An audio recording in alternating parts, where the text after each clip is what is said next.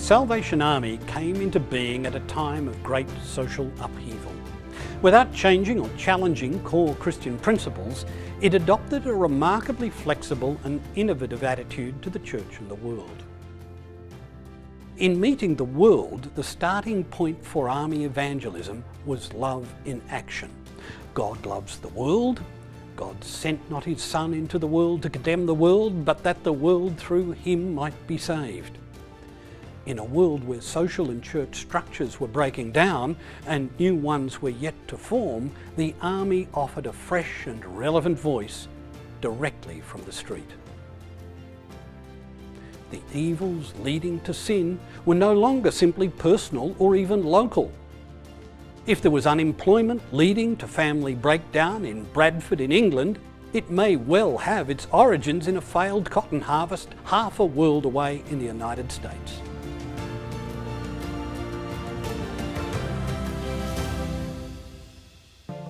To be locally effective, a global vision of mission was necessary. Booth's scheme for global redemption, in darkest England, summed it up this way. While recognising that the primary responsibility must always rest upon the individual, we may fairly insist that society, which, by its habits, its customs and its laws has greased the slope down which these poor creatures slide to perdition, shall seriously take in hand their salvation. The Darkest England scheme contained a myriad of recommendations for social salvation. To give effect to this vision, new tools were needed. The Salvation Army quickly grasped the new emerging tools of mass communication. It pioneered the newly emerging mass print media for the education of its soldiers around the world. Not just the aggressive evangelism of the war cry, but serial publications such as The Victory, dedicated to spiritual inspiration.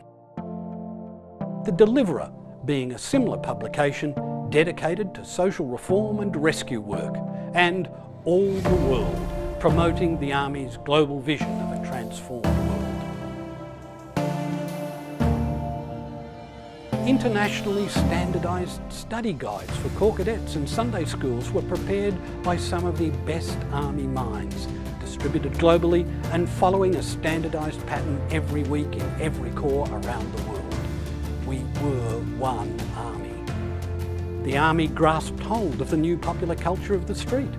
From music halls to brass bands through international distribution, it made that music accessible everywhere the Army flag flew. Music and songs streamed around the world, sustaining a joy-filled faith proclaimed not just in local meetings, but at regular divisional meetings, territorial congresses, and even international congresses.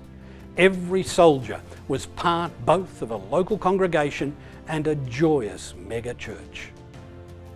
To reach the wider public, the Army pioneered the new technologies of motion pictures and recorded sound.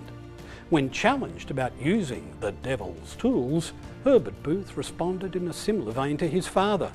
Why should the devil have all the best technology?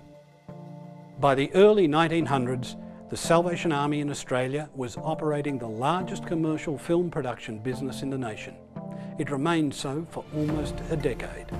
Its triumphs included one of the world's first multimedia features, Herbert Booth's production, Soldiers of the Cross, and the official commission to film the birth of our nation as Federation filmmakers. By the 1920s, the Army was so successful it had developed its own internal self-sustaining culture.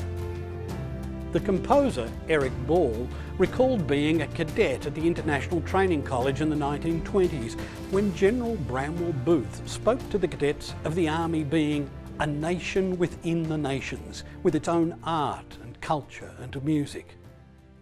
The problem with such a culture, sustained internally by generational inheritance, rather than continued renewal from the outside world, is that it risks irrelevance.